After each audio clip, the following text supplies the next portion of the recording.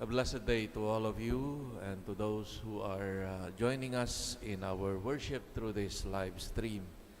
We start today reading from the so-called sapiential books or books of wisdom in the Bible from the book of Proverbs.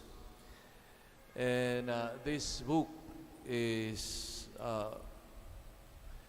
the traditional and the most optimistic expression of this wisdom in this book of Proverbs. The perspective or horizon of this book embraces the three great relations which constitute the fundamental web of human life. The bond with God, first and foremost. The relationship with things, with creation. And the relationship with fellow human beings. Three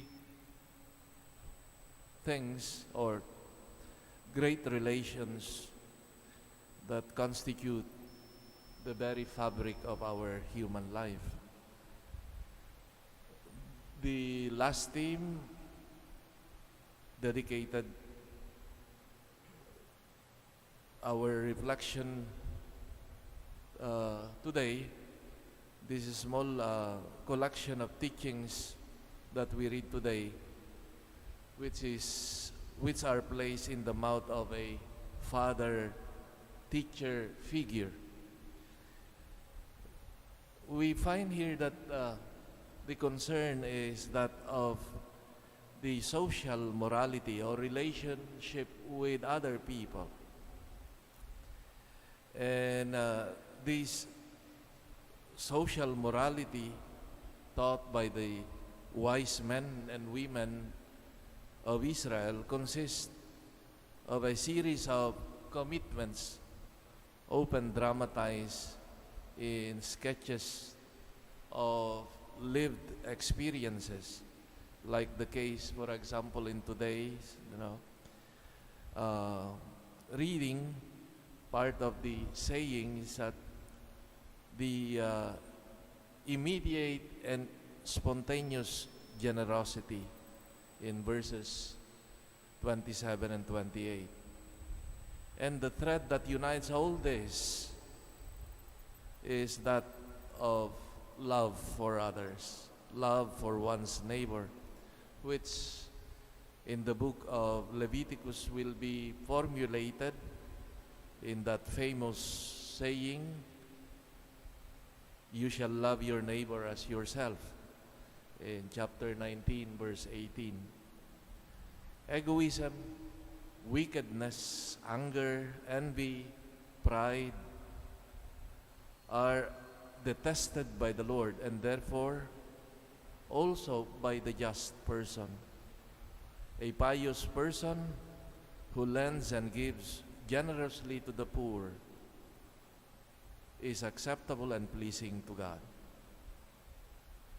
If we look at these wisdom sayings, teachings, we see, of course, that ultimately it comes from God.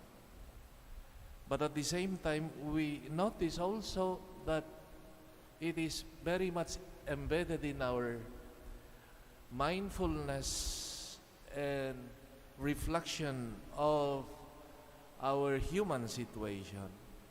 It comes or it emanates from there, from the reflection of what is good, what is honorable, what can be found as beautiful in human situation. In other words, this wisdom, this goodness is not only given by explicit teaching of the scriptures, but rather we see this coming from our reflection, appreciation of our human situation.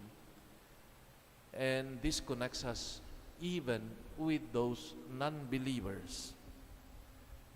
The lesson therefore is, when a person is truly rooted in his culture, in his relationship, and tries to live according to the ideals of the human community, it resonates clearly with that will of God. And so, as we live our life, while we say, thank God that we have the scriptures to enlighten us, but also our own connectedness with who we are, the reflection of our humanity, our human situation, leads us also to that ideals of humanity, of goodness, of charity, and many other virtues. As we live our life, let it be a life that is always connected with a sincere, honest look, consideration on ourselves, on our situation, because that leads us to goodness, to virtues that are congruent with the will of God. Amen.